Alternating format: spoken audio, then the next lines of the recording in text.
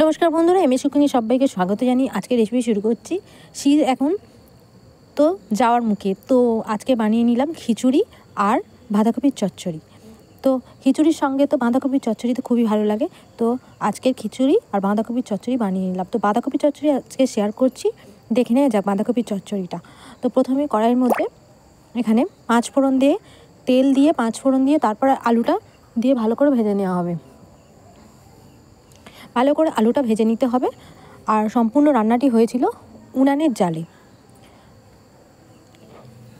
আর সম্পূর্ণ রান্নাটি করেছিল আমার মা। সরস্বতী পুজোর দিনে এই রান্নাটি হয়েছিল। তো 5 ফোড়ন দেওয়ার পরে তেজপাতা দিতেই ভুলে গেছিলো, তো তেজপাতাটা দিয়ে আর 5 ফোড়ন দিয়ে আলুটাকে ভালো করে ভেজে নিতে হবে। তো আলুটাকে একটু ভাজার পরে এখানে একটু নুন আর হলুদ অ্যাড করে নিয়ে আবারও ভাজতে হবে। নুন আর হলুদটা দিলে আলুর কালারটা খুবই চেঞ্জ হয়ে যায়। আর এখানে লঙ্কার গুঁড়োও দেওয়া হচ্ছে, আলুর কালারটা বেশ ভালো হয় আর নুন হলুদ দিয়ে ভাজলে টেস্টও হয়। তো এখানে আদা বাটাও একটু দিয়ে দিয়েছে, দিয়ে ভালো করে আলুটাকে কষিয়ে নেওয়া হবে তেলের মধ্যে দিয়ে। আর রান্নাটি খুবই কম মশলাতে তৈরি করা হয়েছিল, আর কম মশলা রান্না কিন্তু খেতে অনেকেই বেশি পছন্দ করে। এখানে বাঁধাকপির যে চচ্চড়িটা বানানো হয়েছিল, সেই বাঁধাকপির চচ্চড়িটা খুবই সিম্পলভাবে বানানো হয়েছিল, তেমন কোনো সবজি ছিল না। এখানে আলু দিয়েই নর্মালি আর মটরশুঁটি দিয়েই বানানো হয়েছিল। তো টমেটো দিয়ে আর আলু সঙ্গে ভালো করে কষিয়ে নিতে হবে।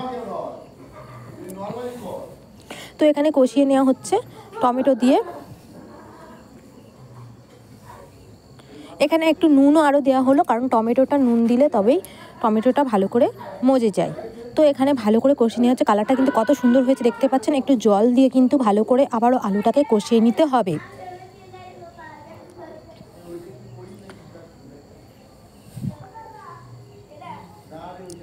তারপরে এখানে কিন্তু কষানোর পরে বাঁধাকপিগুলোকে তুলে দিতে হবে। বাঁধাকপিগুলোকে ভালো করে কুচো কুচো করে কেটে নিতে হবে। তো বাঁধাকপিটা এখানে একদম কেটে ধুয়ে পরিষ্কার করে তারপরেই কিন্তু দিচ্ছি। এখানে কোনো রকম ভাবিয়ে নেওয়া হচ্ছে না বাঁধাকপিটা। আপনারা চাইলে কিন্তু ভাবিয়ে নিয়েই করতে পারেন, তবে শীতকালের বাঁধাকপি বেশি ভাবাতে লাগে না।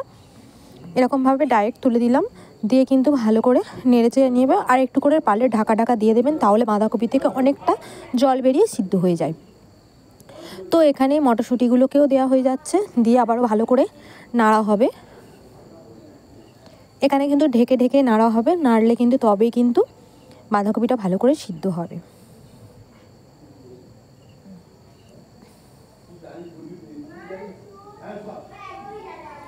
তো এবার একটু ঢাকনা দিয়ে দেখিয়ে দিচ্ছি। এবার একটু ঢাকনা দিয়ে বেশ কিছুক্ষণ রাখার পরে আবারও ঢাকনাটা খুলে নাড়াচাড়া করতে হবে। তো বাঁধাকপিটা অনেকটাই কমে গেছে আর অনেকটাই জল বেরিয়ে হয়েছে। তো এবারে বাঁধাকপিটা এরকমভাবে ভালো করে নাড়াচাড়া করতে হবে। তো বাঁধাকপিটা ভালো করে এই জলটা শুকনো হয়ে গেছে। এবারে বাঁধাকপিটা বেশ ঝরঝরেই হয়েছে। এখানে কোনো রকম কোনো সবজি অ্যাড করা হয়নি। এখানে মটরশুঁটি আর আলু দিয়ে বাঁধাকপির সবজিটা বানানো হয়েছিল খিচুড়ির সঙ্গে খাওয়ার জন্য। একদম উপযুক্তই বাঁধাকপির সবজি হয়েছিল, আর খেতেও কিন্তু দুর্দান্ত হয়েছিল। তো একেবারে কিন্তু জলটা একেবারে শুকনো হয়ে গেছে। বাঁধাকপির সবজিটা কিন্তু দারুণ হয়েছে একটা। তো লাস্ট নামানোর সময় কিন্তু অবশ্যই কিন্তু একটুখানি চিনি অ্যাড করে দেবেন, তাহলে বাঁধাকপি সবজিটা বেশ ভালোই লাগে মিষ্টি মিষ্টি খেতে। তো একেবারে হয়ে গেছে গরম গরম বাঁধাকপির সবজি। এবারে এটাকে তুলে নিয়ে সার্ভ করা হবে খিচুড়ির সঙ্গে।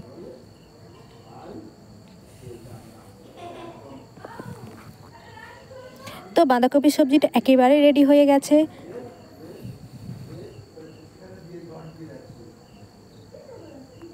তো বাঁধাকপির সবজিটা এই যে খিচুড়ি বানানো হয়ে গেছে, টমেটোর চাটনি আর এই যে বাঁধাকপির যে সবজিটা বানানো হলো, সেটা খিচুড়ির সঙ্গে কিন্তু দুর্দান্ত লাগে। আপনারা কিন্তু ভাত বা রুটির সঙ্গেও এটা খেতে পারেন, তবে এটা খিচুড়ির সঙ্গে কিন্তু দারুণ লাগে শীতকালে। তো বাঁধাকপির সবজিটা দেখিয়ে দিচ্ছি।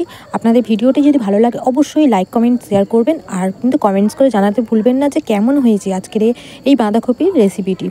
তো ভালো লাগলে লাইক কমেন্ট শেয়ার করবেন, চ্যানেলটিকে সাবস্ক্রাইব করার অনুরোধ হলো। নতুন কোনো বন্ধু হয়ে থাকে বেল আইকনটি প্রেস করবেন আর নিত্য নতুন ভিডিও পাওয়ার জন্য।